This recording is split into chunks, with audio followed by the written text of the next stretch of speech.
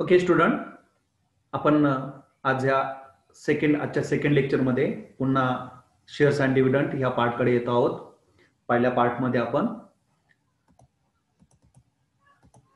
या चॅप्टरचं इंट्रोडक्शन बघितलं. त्यानंतर share holder and share capital या कन्सेप्ट आपण अभ्यासल्यात. शेअर होल्डर म्हणजे काय, शेअर कॅपिटल म्हणजे काय, त्यानंतर फेस व्हॅल्यू, मार्केट व्हॅल्यू आणि बुक व्हॅल्यू या कन्सेप्ट आपण त्या ठिकाणी अभ्यासत होतो. त्याचं रिलेशन त्या ठिकाणी आपण अभ्यासलं, relation of face value and market value. त्यानंतर आपण बुक व्हॅल्यू अभ्यासलं. त्यानंतर आपण क्लासेस ऑफ शेअर्स बघत होतो, बरोबर ना, क्लासेस ऑफ शेअर्स. आणि इथे आपण डिस्कशन करत होतो, there are two types of shares. One is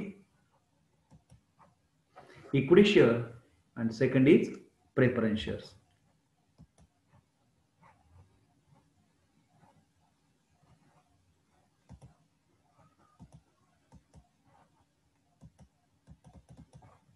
okay, so what do mean by equity share ते आपण डिस्कस करत होतो या ठिकाणी. Equity shares are also called as ordinary share or common stock.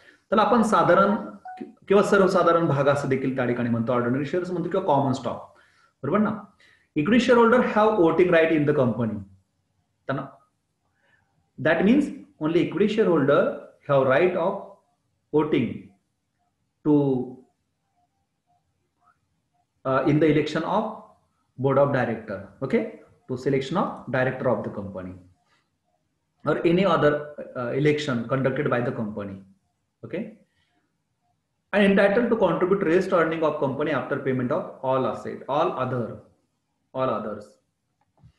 कंपनीला जो नफा होतो त्यामधून सर्व लायबिलिटीज पेड केल्यानंतर किंवा सर्व देणी दिल्यानंतर जेवढा काही नफा राहील त्या ठिकाणी, म्हणजे बँकेचं व्याज दिलं, डिबेंचरवरचं व्याज दिलं, ओके, प्रेफरन्स शेअर होल्डरचं डिव्हिडंड त्या ठिकाणी दिला, त्याच्यानंतर जो डिव्हिडंड राहील तो सर्व त्या ठिकाणी डिस्ट्रीब्यूट करून घेण्याचा किंवा त्याच्यावर मालकी हक्क कोणाचा असतो, इक्विटी शेअर होल्डरचा असतो. हा अतिशय महत्वाचा फायदा त्या ठिकाणी त्यांना मिळत असतो.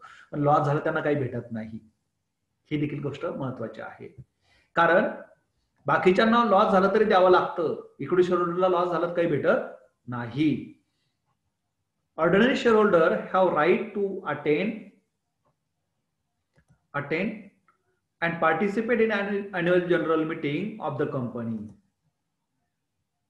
One another right received to the equity shareholder, that is attend the annual general meeting and participate. That means active participation is the right of equity shareholder in general meeting. General meeting मध्ये ते active participation त्या ठिकाणी करू शकतात, भाग घेऊ शकतात. तो त्यांचा त्या ठिकाणी त्यांना मिळणारा एक अधिकार आहे. Okay, then equity share capital is the owner capital. ते मालकीचं भांडवल आहे, कारण equity share holder are the owner of the company and a capital which is brought by the equity shareholder is the owner capital and it is easy accessible. ते सहज मिळतं, सहज available होतं. Equity shares are transferable but not redeemable. Equity share हे transferable असतं, म्हणजे equity शेअरचं रूपांतर आपण प्रेफरन्स शेअर मध्ये करू शकतो, पण इक्विटी शेअर हे रिडीमेबल असत नाही. म्हणजे तुम्ही ते ट्रान्सफर करू शकतो. म्हणजे काय, हा इथे आणखीन एक महत्वाचं, एका शेअर होल्डरने काय केलं, त्या ठिकाणी शेअर घेतला असेल, म्हणजे ट्रान्सफरेबलचा अर्थ इथे वेगळा सेन्स आहे. ओके, मी तुम्हाला तो कन्व्हर्टेबलचा सेन्स सांगितला. ट्रान्सफरेबल म्हणजे काय, एका शेअर होल्डरने तो घेतला असेल ना, तर तो त्याला दुसऱ्याला विकता येतो, तो ट्रान्सफर होतो शेअर, पण तो रिडीम होत नाही. म्हणजे असं नाही की शेअर खरेदी केला इक्विटी शेअर आणि परत कंपनीकडे घ्या तुमचा शेअर, माझे पैसे परत द्या, तो रिडीम होत नाही. बायबॅकचे कन्सेप्ट आहे, बायबॅक मध्ये कंपनी घेऊ शकते, कंपनीने डिसिजन घेतला तर त्यांचं काही स्पेशल केसमध्ये, पण असं मात्र शेअर इक्विटी शेअर होल्डरने शेअर घेतला आणि तो कंपनीकडे परत केला, पैसे परत द्या, असं होत नाही. जसं की आपण एखादा दुकानामध्ये जाऊन एखादी वस्तू विकत घेतो आणि परत नको असली परत देतो, ओझं घालून पैसे परत घेतो, असं होत नाही, बदलून पण मिळत नाही. ओके, तिथे मात्र काय करावं लागतं, तो शेअर त्या ठिकाणी ट्रान्सफर होऊ शकतो. रिडीम म्हणजे परत देता येत नाही. ओके, पुढे equity share are transferable but not redeemable in the ordinary course of business of company. Equity share holder contribute maximum risk of the company. सगळ्यात जास्त रिस्क कोण घेतं, तर इक्विटी शेअर होल्डर घेत असतात, कारण लॉस झाला तर सर्व त्यांना सफर करावा लागतो. The liability of equity share holder is limited to their holding. हे अतिशय महत्वाचं कॉन्सेप्ट आहे. समजा कंपनी बुडाली तर त्या ठिकाणी लायबिलिटीज किती असते शेअर होल्डरची, त्यांनी जेवढ्या रुपयाचा शेअर खरेदी केला तितक्या रुपयापर्यंतच असते. पण त्यांना शेअर जर कंपनी बुडाली तर त्यांचे शेअरचे पैसे भेटत नाही, ते जप्त होतात, कारण बाकीच्यांचे लायबिलिटीज पेड करण्यासाठी.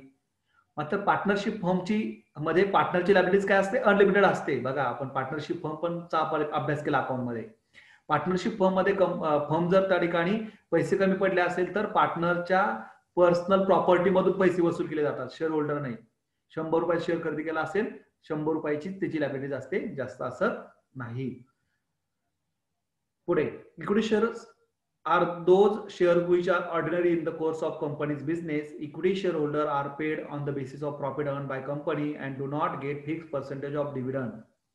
म्हणजे फ्लेक्झिबल रेटने डिव्हिडंड मिळतो, जितका प्रॉफिट होईल तितका रेटने डिक्लेअर केला जातो. फिक्स पर्सेंटेजने डिव्हिडंड कोणाला मिळतो, प्रेफरन्स शेअर होल्डरला. कारण प्रेफरन्स शेअर होल्डरच्या नावातच असतं 10% preference share holder, 8% preference share holder, 9% preference share holder. तो त्याचा डिव्हिडंडचा रेट असतो, फिक्स केलेला असतो तो सेल करतानाच. इकडे शेअर होल्डरच्या तिथे मात्र अगोदर कोणताही रेट हा फिक्स केलेला असत नाही. तो rate of dividend on equity shareholder is depends on the profitability of the company. If company receive more profit, then company declare higher rate of dividend on equity shareholder. If company suffered losses, then company may take the decision to do not distribute dividend to the equity shareholder. Okay, तर ते देणार पण नाही loss झाला तर, profit झाला तर देतील.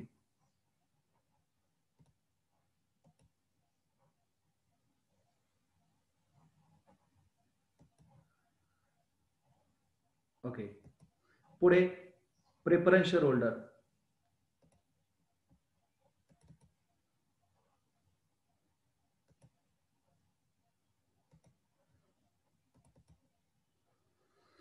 ओके, तुम्ही काहीतरी शेअर करू नका, असं काहीतरी येतं मग स्क्रीनवर. लहिरे पल्लवीने काहीतरी शेअर केलेलं होतं, असं चुकून झालं असावं. Preference shares. Preference shares are also known as preferred stock. Preference share holder entitle fix rate of dividend. काय आहे बघा, क्वालिटीचे ऑब्जेक्टिव्ह टाईप क्वेश्चन मध्ये विचारलं जातं.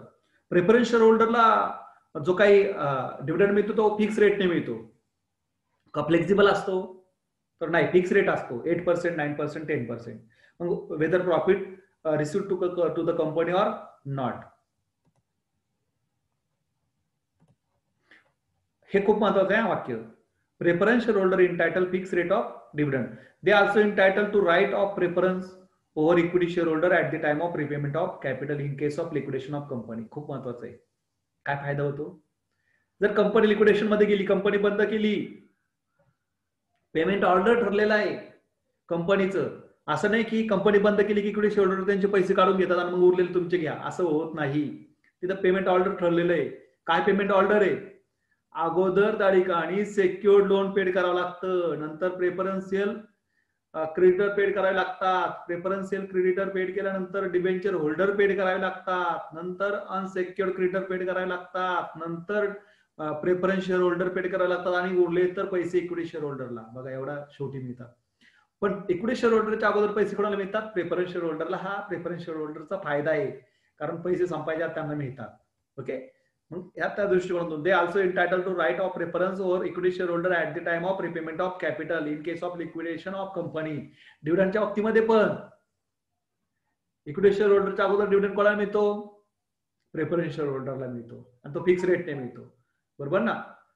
कमी नफा झाला तर प्रेफरन्स शेअर होल्डरला डिव्हिडंड मिळतो, इक्विटी शेअर होल्डरला काहीच मिळत नाही, पण तो फिक्स रेटने असतो. जास्त प्रॉफिट झाला तर जास्त डिव्हिडंड मिळत नाही प्रेफरन्स शेअर होल्डरला. ओके, तो फिक्स रेटने मिळतो.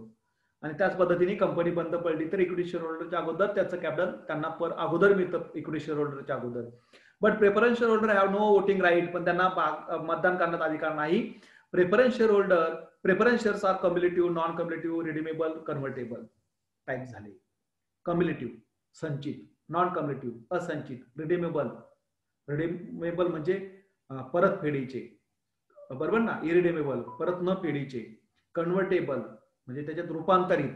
नॉन कन्व्हर्टेबल अरूपांतरित, etcetera. Various types of preference shares are seen in the market based on their different structure, maturity terms, dividend rate, etcetera. तर त्या वेगळ्या याच्यानुसार ते वेगळे बघूयात आपण पुढे आहेत ते. नंतर special right before equity share holder. Preference share होल्डरला काय राईट मिळतो इक्विटी शेअर होल्डर पेक्षा? Repayment of loan in case of liquidation.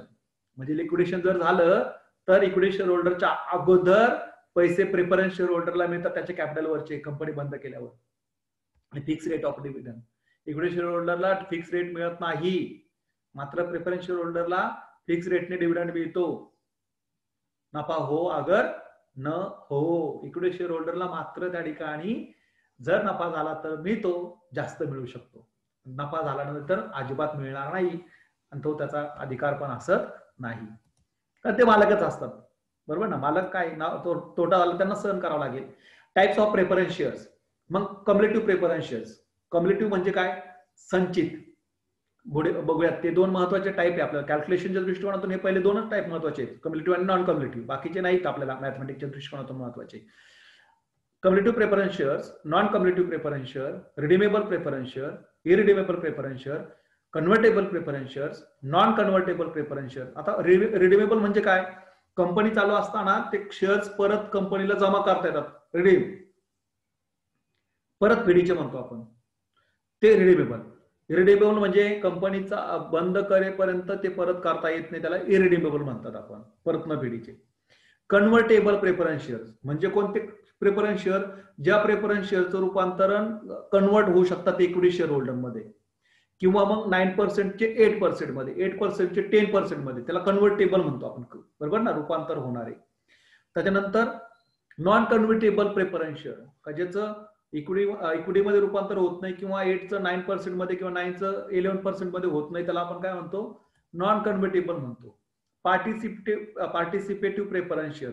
ज्या शेअर होल्डरला काही प्रेफरन्स शेअर होल्डरला पार्टिसिपेशन करण्याचा अधिकार मिळतो कंपनीच्या व्यवसायामध्ये, त्याला पार्टिसिपेटिव्ह म्हणतो. नॉन पार्टिसिपेटिव्ह म्हणजे त्याला पार्टिसिपेशन करण्याचा राईट मिळतो, त्याला नॉन पार्टिसिपेटिव्ह म्हणतो. हे दोन महत्वाचे आपल्याला डिटेलमध्ये अभ्यासायचे पहिले. In calculating the dividend, the cumulative and non-cumulative preference shares are important. ते बघूयात मग आपण. Cumulative preference shares. कोणीतरी मला सांगाल का काय अर्थ होतो त्याचा? Okay, cumulative preference shares. Cumulative preference shares आणि non-cumulative preference shares याच्यामधला डिफरंट काय? Cumulative preference shares म्हणजे काय? बघा, खूप महत्वाचं आहे, तुम्हाला इथे कॅल्क्युलेशन करायचे आहे. जर तुमचा गुंतवणुकीमधला शेअर कम्युलेटिव्ह टाईपचा असेल, मग त्याचा रूल काय आहे? कम्युलेटिव्ह टाईपचा प्रेफरन्स शेअर जर असेल आणि if in any year there is no profit earn to the company, एखाद्या वर्षी कंपनीला नफा झाला नाही आणि त्याच्या पुढच्या वर्षी झाला असेल, कधी हो पुढे पुढच्या वर्षी, त्याच्या पुढच्या वर्षी जर okay, if any company not received profit in any year and earn profit in the next year, then in the next year preference shareholder may receive dividend for that particular year as well as last year in which they had not received dividend on the preference share. म्हणजे काय? एखाद्या कंपनीला एखाद्या वर्षी नफा झाला नाही आणि पुढच्या वर्षी नफा झाला असेल तर त्या पुढच्या वर्षी त्याला त्या वर्षीचा डिव्हिडंड मिळतो, पण पाठीमागच्या वर्षीचा जो मिळालेला डिव्हिडंड नाहीये तो डिव्हिडंड देखील त्याला पुढच्या वर्षी मिळतो. त्या प्रकारच्या शेअर्सला काय म्हणायचं? कम्युलेटिव्ह प्रेफरन्स शेअर म्हणायचं. संचित, त्याचा डिव्हिडंड बुडत नाही, नफा झाला नाही तर त्या वर्षी मिळणार नाही, पण पुढच्या वर्षी नफा झाला का मागच्या वर्षीचा पण मिळेल. 2 वर्षाने झाला, तिसऱ्या वर्षी झाला, मागच्या 2 वर्षीचा त्याला तिसऱ्या वर्षी मिळेल. त्या टाईपच्या प्रेफरन्स शेअर्सला काय म्हणतो आपण? कम्युलेटिव्ह. संचित, बरोबर ना. संचित आणि असंचित तुम्ही अभ्यासलेले ते. Wien company do not earn adequate profit or suffered loss in past year, भूतकाळामध्ये जर त्याला पुरेसा नफा झाला नसेल किंवा लॉस सफर झाला असेल, in this case cumulative preference share holder have right to receive this accumulated dividend. म्हणजे संचित, अक्युमुलेटेड म्हणजे संचित, पाठीमागचा साचलेला जो डिव्हिडंड आहे, लाभांश आहे, in a year when company receive dividend, receive profit, receive profit, company receive profit. ज्या वर्षी कंपनीला प्रॉफिट रिसीव्ह होईल त्या वर्षी त्याला काय मिळेल, तो मागचा देखील डिव्हिडंड मिळेल. So such share holder dividend never lost due to loss suffered by company in any year. मग अशा शेअर होल्डरचा कधीच लॉस होत नाही डिव्हिडंडचा. ज्या वर्षी प्रॉफिट होईल त्या वर्षी त्यांना मागचा देखील डिव्हिडंड मिळतो. That type of preference shares are called the cumulative preference share. Non cumulative preference share असं होत नाही. एखाद्या वर्षी नफा नाही झाला तर त्या प्रेफरन्स शेअर होल्डरला डिव्हिडंड त्या वर्षी मिळणार नाहीच, पण पुढच्या वर्षी नफा झाला तर फक्त पुढच्या वर्षीच मिळेल, मागचा मिळणार नाही. असंचित म्हणजे नफा त्यांचा जो डिव्हिडंड आहे तो साचत नाही, ज्या त्या वर्षीच पेड केला जातो. जर नाही नफा झाला तर भेटणार नाही. When company do not earn adequate profit or suffered loss in past year, in this case cumulative preference share holder have no right to, in this case non-cumulative, non-cumulative preference shareholder have no right to receive this accumulated dividend in a year when company receive dividend. ज्या वर्षी received profit, okay, ज्या वर्षी profit होईल त्या वर्षी त्यांना मागचा नफा मिळणार, मागचा डिव्हिडंड मिळणार नाही. तो कोणता टाईप झाला, non cumulative preference share.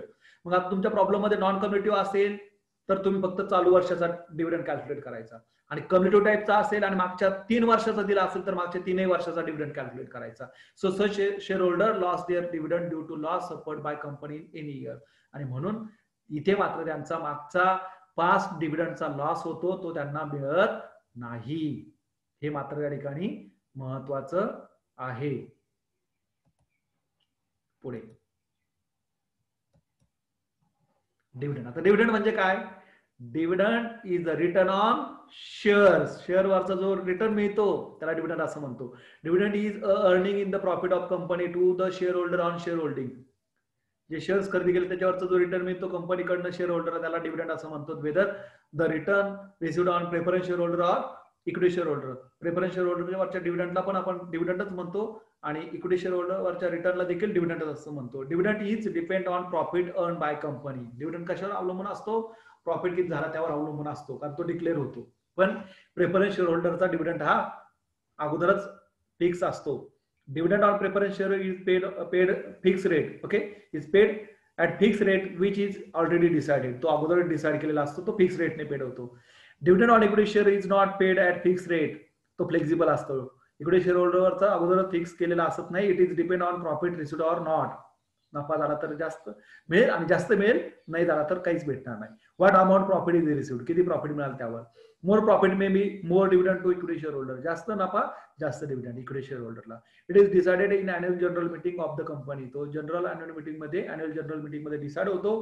Dividend always calculated on face value of share. मगाशी बोललो होतो बघा, dividend is always calculated on face value, not on market value. डोक्यात फिक्स करून ठेवा, खूप महत्वाचं. इथे चुका करतात मुलं. डिव्हिडंड इज इक्वल टू, कसं कॅल्क्युलेट करता dividend, dividend is equal to face value multiple by rate of dividend upon 100. समजा त्या ठिकाणी 10,000 रुपयाचं फेस व्हॅल्यू असेल तर आणि रेट ऑफ डिव्हिडंड 10% असेल तर 10,000 मल्टिपल बाय 10 डिवाइडेड बाय 100 असा डिव्हिडंड कॅल्क्युलेट करतात. बोनस शेअर ही एक महत्वाची कन्सेप्ट आहे, बरोबर ना. Bonus shares, okay, bonus shares. आता बोनस शेअर म्हणजे काय, bonus is the additional benefit or reward given for good performance of company in profit which is distributed either in cash or kind like share. कंपनीचा performance जर चांगला झाला तर share होल्डरला पण bonus दिला जातो, आणि तो बोनस कशाच्या रूपात दिला जातो, शेअर्सच्या रूपात दिला जातो. It is one type of complimentary form from company to its existing share holder. Complimentary, okay, बक्षिसी स्वरूपात काय दिला जातो शेअर होल्डरला, एक्झिस्टिंग जे अगोदरचे शेअर होल्डर त्यांना दिला जातो. Bonus shares are additional share given to the share holder without any additional cost. Bonus share काय, जे शेअर होल्डरने अगोदर शेअर खरेदी केले, कंपनी चांगला नफा झाला असेल तर कंपनी काय करते की त्या प्रोपोर्शनेट मध्ये त्यांना बोनस शेअर, मोफत शेअर देते. त्या ठिकाणी त्यांना काय देते, मोफत कॉम्प्लिमेंटरी शेअर्स देते, okay, additional without any additional cost, कोणती कॉस्ट न घेता.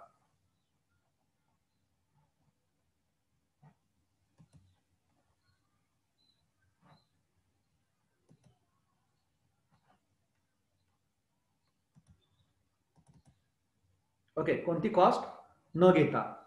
Bonus share are additional share given to the share holder without any additional cost based on number of share that a share holder own. आता ते प्रत्येकाला सारख्याने दिले जातात. समजा काय त्याचा प्रोपोर्शनल ठरलेला असेल 5:1, म्हणजे ज्यांनी अगोदर 5 शेअर खरेदी केले असेल त्याला किती शेअर मिळेल बोनस 1. मग एखाद्याने 15 शेअर खरेदी केले असेल तर त्याला किती बोनस शेअर मिळतील मला मेसेज करा पटकन. 5:1 आहे.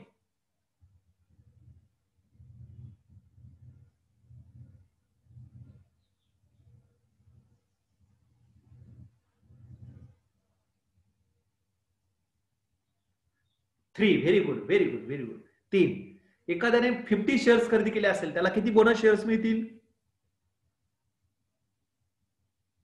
If any existing shareholder have owned 50 shares and the proportion of bonus share is 5:1, how many bonus share received to that shareholder who own 50 shares? 10 shares. Very good. 10 shares मिळतील त्याला.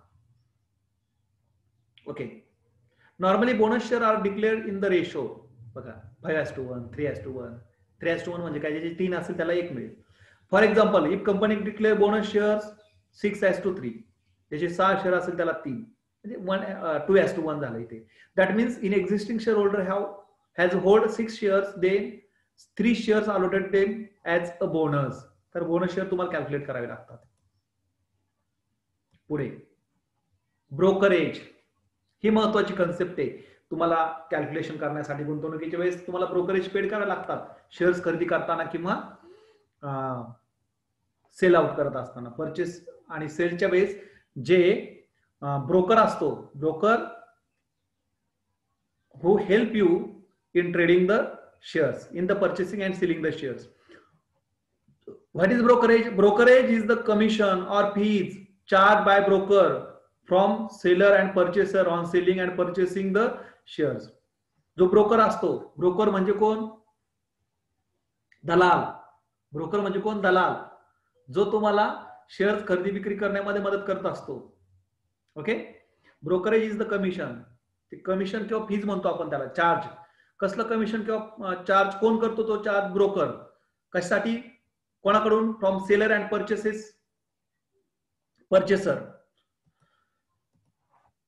Purchaser इथे purchaser on selling and purchasing the shares. शेअरची खरेदी विक्री करून द्यायला तो मदत करतो आणि त्यासाठी तो जे चार्ज करतो त्याला ब्रोकरेज असं म्हणतात. Wien purchases the shares. समजा तुम्ही शेअर परचेस केले, तुम्ही एक 500 रुपयाचे शेअर्स खरेदी केले किंवा एक 10 शेअर्स तुम्ही खरेदी केले. किती शेअर्स खरेदी केले? 10 शेअर्स खरेदी केले. एक शेअर खरेदी केला तुम्ही 10 रुपयाला किंवा 100 रुपीजला खरेदी केला. मग 10 शेअर्स 100 रुपीचे एक शेअर तुम्ही केवढे शेअर्स खरेदी केले? 1000 चे. आणि तिथं ब्रोकरेज ठरला असेल 1%.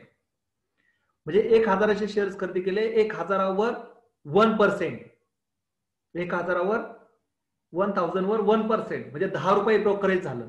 म्हणजे तुम्हाला 1000चे शेअरची किंमत द्यावी लागली प्लस ब्रोकरेज किती द्यावं लागलं? मला मेसेज करा.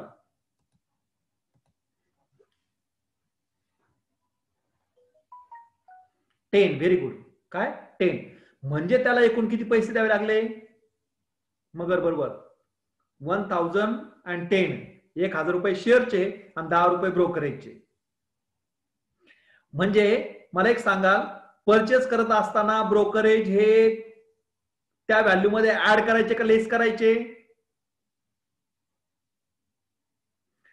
At the time of purchasing of shares brokerage is added in the purchase value. लक्षात ठेवा, कॅल्क्युलेशन साठी विचारतोय मी. ऍड करायचे, परचेसच्या वेळेस ऍड करायचे. एक्सप्लेन केलं मी, लक्षात आलं? बघा पुढे आता बघा. When purchase the shares, then brokerage is added in the purchase price or market price. ज्यावेळेस परचेस करतो त्यावेळेस ब्रोकरेज ऍड करायचे. आता सेलचं ट्रान्झॅक्शन बघू आपण. आता तुम्ही ते शेअर्स विकले. 1000 रुपयाचे शेअर्स तुम्ही खरेदी केले होते. 1 वर्षानंतर तुम्ही ते विकलेत. केवढ्याला शेअर विकला तुम्ही तो शेअर विकला सपोज 1500 रुपयाला विकला. केवढ्याला विकला? 1500 रुपयाला विकले. आता त्यावर तुम्हाला ब्रोकरेज परत 2% द्यावे लागलं. किती टक्के द्यावे लागले? 2%. मग 1,500 वर तुम्ही 2% ब्रोकरेज दिलं म्हणजे किती ब्रोकरेज दिलं?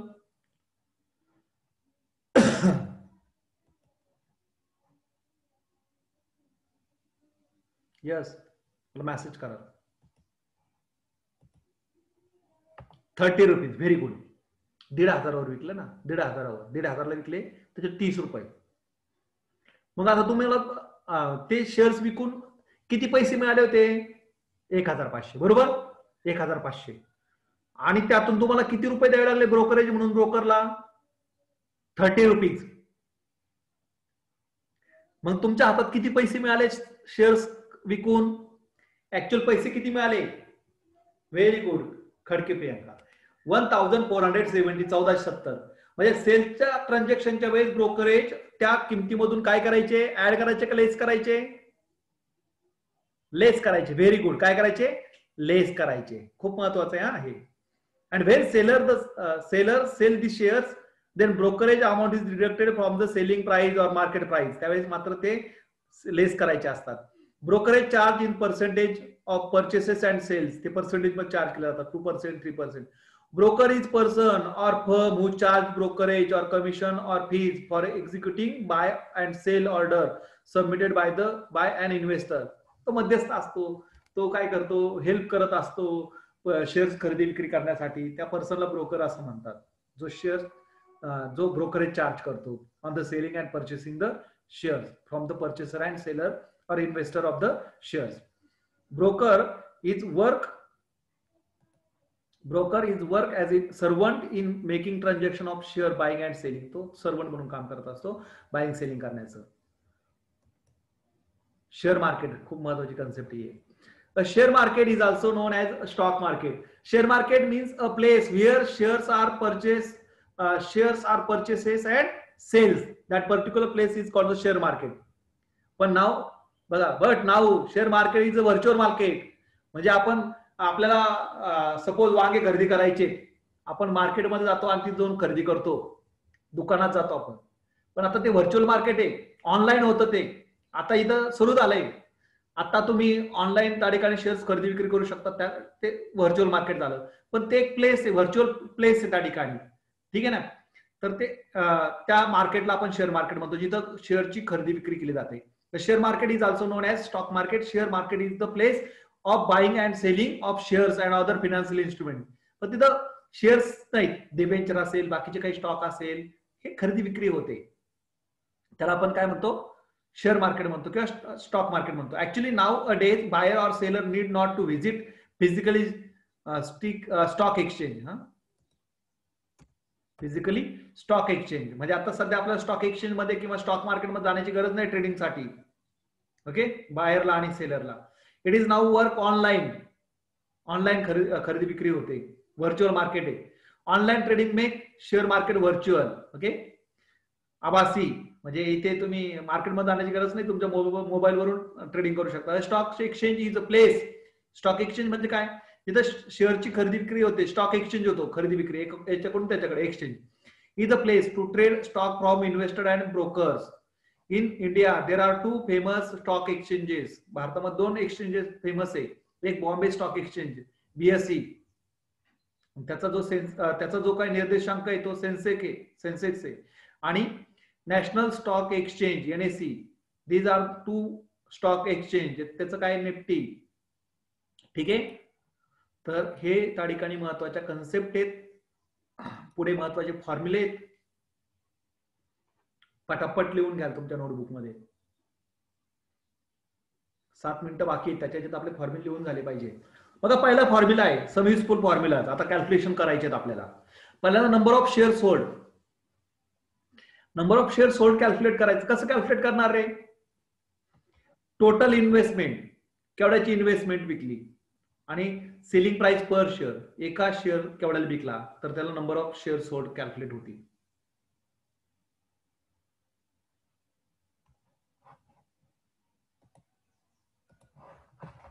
इथं आपल्याला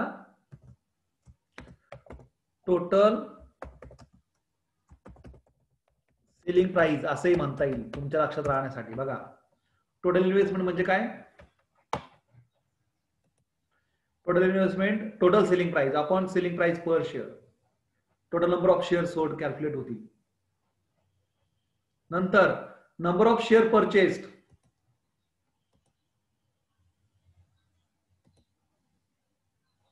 number of share purchased, market price of share, केवढ्याची किंवा टोटल इन्व्हेस्टमेंट पण म्हणू शकतो, केवढ्याला परचेस केलं, purchase price, total purchase price.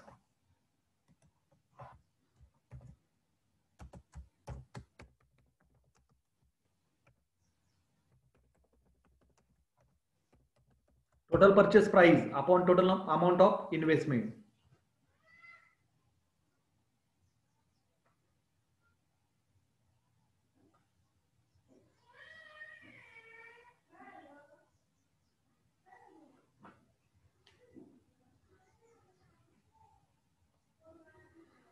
झालं.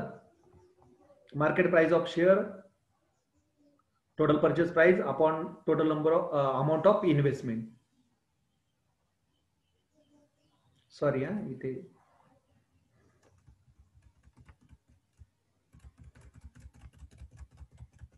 Extremely sorry. इथे काही नंबर ऑफ शेअर परचेस. अच्छा ओके ओके ओके. काय market price of share upon total amount of investment.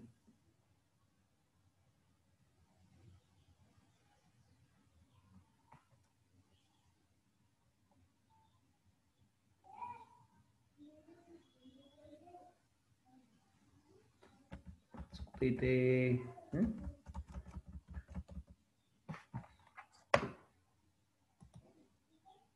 Purchase price per share, purchase price per share, per share केवढ्याला एक share खरेदी केला, purchase price per share, number of share purchase, market price upon purchase price per share, total purchase price upon purchase price per share. झालं. काहींचं बाकी असेल तर व्हिडिओमध्ये परत बघाल, मी युट्यूबवर टाकाल आणि मग परत तुम्ही लिहून काढाल. खूप महत्वाची फॉर्म्युले ते. तर डिव्हिडंड कसं कॅल्क्युलेट करायचं बघा. टोटल डिव्हिडंड कसं कॅल्क्युलेट करायचा. डिव्हिडंड कशावर कॅल्क्युलेट करतो आपण, फेस व्हॅल्यूवर. बघा face value per share multiple by number of share आणि multiple by rate of dividend. समजा 100 रुपयाचं एक शेअर आहे, त्याच्यानंतर 1000 शेअर्स आहे, त्याला मल्टिपल करायचं आणि रेट ऑफ डिव्हिडंड 10% आहे, मल्टिपल बाय 10 अपॉन 100. ह्या दोघांचं कॅल्क्युलेशन जे येतं ना, face value per share multiple by number of share, एवढ्या कॅल्क्युलेशनला एवढ्याचा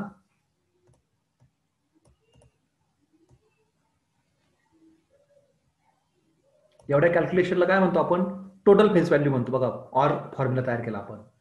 total face value per share multiple by number of share, याला काय म्हणतो आपण, टोटल फेस व्हॅल्यू म्हणतो. आणि multiple by rate of dividend. बघा हा सेम फॉर्म्युला आहे. या दोघांचं कॅल्क्युलेशन टोटल फेस व्हॅल्यू केली. Face value total face value multiple by rate of dividend upon 100.